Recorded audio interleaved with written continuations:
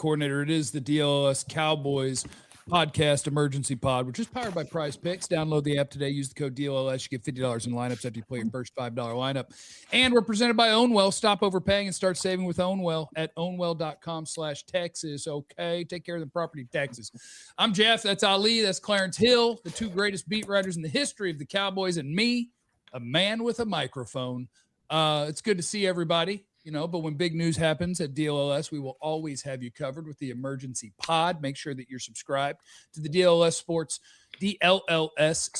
YouTube channel and see our daily show from 11 to noon every day. We, of course, will be on at 11 here in a couple hours. But Flus is gone, and we had to get on it immediately. Hello, Ali. Hello, Clarence. And thank you, Clarence, for being amazing.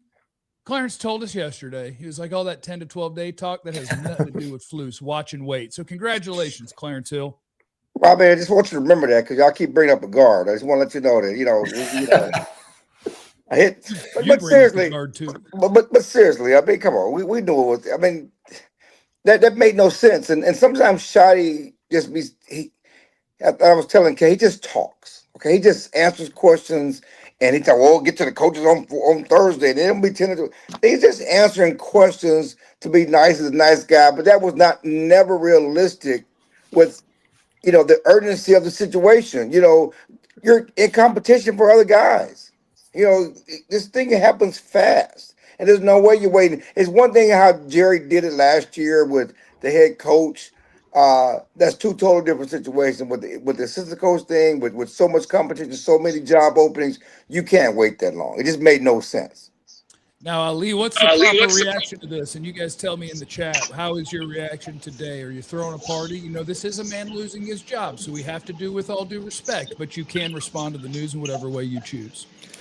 Yeah, I mean, I was just going to get up and enjoy my morning and, have some breakfast, and this, pops up out of nowhere. But you know what? I'm glad this happened now and not, on a Friday night like last year with Shotty when he got hired, and all of a sudden now you got to drop everything you're doing and go take care of that. But no, look, like Chill said, I mean, this isn't something that they could have waited 10 to 12 days. Like, they had to capitalize on this now and understand that, with what the offense did this past season, you don't want to waste that going to next year. You don't want to waste the chance to get a good candidate, in the building and take your time with the whole process. But look, now that, he's out the building, obviously we know that, I'm sure later today on the show, we'll discuss some possible candidates. But look, it's more than just Flus, as we've alluded to in the past too. It's also the personnel on the field that we know is going to go through some serious changes as well. And it doesn't really matter who you replace him with if you don't get the right guys on the field. So I understand the name at the top of the list is the one that gets kicked in the rear end, as they should,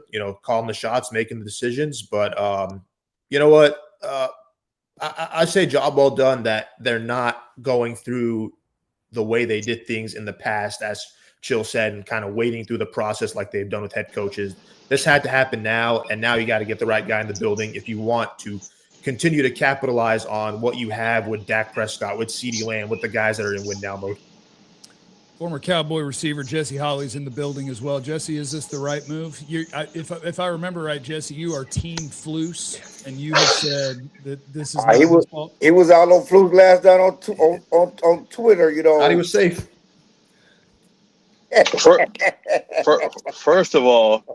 First of all, damn, Ali, I haven't heard you spoke that many words consecutively on a topic in the entire time that we've been together. Why are you firing back at me? Do we need to get you more on Zooms than we do in the studio? Why are you firing back at me? This is on you. This is you. Dang. This is you. I was like, okay, Ali, with the words today. Listen, guys, I'm not. Let me first say this: I'm not on Team Flus. What I was on that, and the same thing that Jerry and others said, this wasn't 100% on Flus. There were a lot of players that played on this football field this year, and a lot of these guys did not live up to or play to the level of snuff that they're supposed to play to. So while Flus was a huge part of it, right? You can't. There's always that numbers thing, right? Well, I can't get rid of 53 guys, so one works better.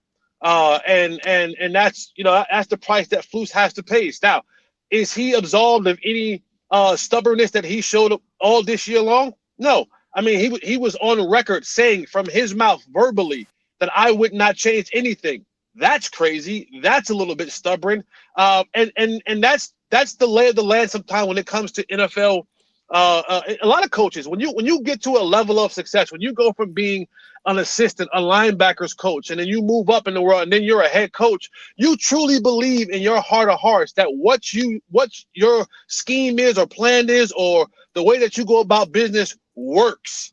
And it's sometimes you don't want to veer away from that. And it's moments like this now with him being fired as a head coach and him being fired in the first year as the defensive coordinator. Maybe he goes in the offseason, takes some time off. I mean, he'll get paid for the next couple of years to not have to work. You're talking about failing up.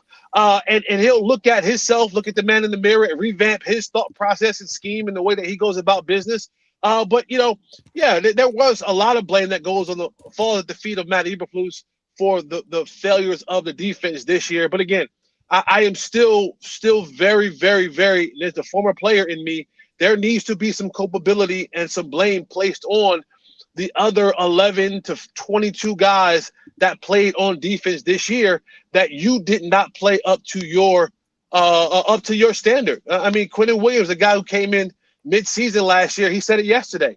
He said, listen, guys, cover 3 has been cover 3 for 50 years. Cover 2 has been cover 2 for 50 years. Man-to-man has been man-to-man for 50 years. And a lot of guys in this defense didn't play up to their potential. They didn't do what was needed to be done on a week-in, week-out basis. You heard guys talk about practice habits. This goes back before Matt Eberflus. This goes back to Dan Quinn. This goes back to other guys where practice habits were bad for Cowboys players. And if you can't get practice habits right and meeting habits right and discipline right and attention to detail right, I don't give a damn who you bring in here. And that's why I still feel like there is a player problem that the Cowboys have. Sure, get rid of the defensive coordinator, but also you need to fix some of the guys that you have in this locker room that you give a jersey to every Sunday. Well, I mean, and let me pick back on that. And it is a player problem. And Kenny Clark said it last week, and we talked about this all year. They ain't got enough dogs. I mean, it is a play. They don't have enough players. I'm talking about difference-making players. That is the problem. I don't give a damn about practice habits if you don't got dudes that can get it done. No, and see that's the problem. That is the problem. Because if you're going in the wrong direction, I don't give a damn how good you are. If you're not no, you can, and that's the problem. We keep trying to negate the fact that there are the good defenses. Yes, they have good players, but we've also seen some not so elite players have success in programs because they do what the hell they're supposed to do. That is, the Patriots won a bunch of Super Bowls because defensively they had dudes. And Bill Belichick, I know this for a fact because I was in the locker room. I met with the man. I talked with the man. I was coached by the man. He asked me specifically, can you do this job? Cool. I'm not asking you to do anything else but to do this and do it well. And that's what's missing here. Yes, you want more dogs. I'm with you. I totally agree. But I also need dogs that listen to the command. I can't have wild Cujos just biting every damn body at their own free will. I need you to sit when I say sit. I need you to heel when I say heel. I need you to sick when I say sick. I need you to overheal when I say overheal. Dog can be a dog, but damn it, that dog got to have a little bit of control. I understood. They still need dogs. They need dogs, and they don't have enough high-end players on that defense. You talk about accountability. There will be player accountability because players will be gone. Their contracts are up. Okay, there's no question they will have different players here. You just look at the contract, and we've talked about how many players will you keep from this defense. And we're talking about the defense, and there's only a handful of guys that you say, I want them back. Everybody else's job is line. There's no question the players will be held accountable for their play. But they haven't been held. They have not been held accountable for their play in years, Clarence. How can we guarantee this? Well, this group of players will be held because they won't be here, is all I'm saying. The contract suggests that they're going to be gone. They're going to be out of here. They're going to move on from them, okay? So what can we control right now? We got to get rid of the defense coordinator. That's been an understanding. We've talked about this for weeks. Jerry said a few weeks ago, it won't be hard to make a decision. It won't be hard. He said this. It won't be hard to make a decision on the defense coordinator because it's been that bad. They were abysmal. This is one of the worst defenses in NFL history in terms of points. The worst defense in Cowboys history in terms of points. Yes, somebody has to be held accountable, and it's going to be defense coordinator. We talk about players all day, and they will get different players. Now, it's up to the new coach, it's up to the head coach, it's up to the owner to hold them accountable. We can talk about that as much as we want. 4 defensive coordinators we've been through in the last 4 years, and we talk about the same issues on the football field with players. Players jumping offside, players getting beat in coverage, players not tackling, players not being where they're supposed to be. Like, again, this is we will be on our 4th defensive coordinator, right, in the last 4 years, and the same issues that we're having. And we had it under Quinn, we had it under Nolan, we had it under what's my other guy? Zimmer. The same things. We're talking about guys still not knowing what a lineup, guys still undisciplined, guys not 952. I don't know what the hell 952 means. Well, if you know what 952 is, that's Jerry's direct line at Valley Ranch. He called 972-556-9952. Call 952, okay? That's what the players do. Jerry talked about looking in the mirror. Yes, we've been having bad defenses, not just the coordinator. It's about me. Well, it's on me. You want to know why there's no accountability? 952, okay? 952. That's the number you call directly to Jerry's office for years. 952, because players will go over the head coach, go over the coordinator, and Jerry will pull them out. Okay? Yes. 952. You want to know why there's no accountability with all the different coordinators? There's only one constant. Yeah. 952. If Nolan can't do it, if Zimmer can't do it, if Quinn can't do it, if Eberflus can't do it, if the head coaches can't do it, then who's the common denominator? Yeah. Oh, we know that. 952. We know that. If Tad didn't hate you before, he damn sure gonna hate you after this. when people start calling that 952. Well, you gave the whole thing too. I hope that was a valid rant. Sorry. KG's in the super chat. He said, if Jerry Jones is serious, he'll make Brian Flores the highest paid DC in football and make him the associate head coach, no salary cap on coaches. And that is true. So, yeah, hopefully they'll just, that's the biggest thing. Look, this defense was so bad. I saw one of my nerd guys on Twitter this morning. The Cowboys, since they started tracking the nerd number, DVOA, 4th worst defense in the history of the league. And I saw numbers going back to 1981. So they've been tracking that. The worst is 82. Okay, so they've been tracking this for a long, long time. And those teams that was on that list combined for 8 total wins.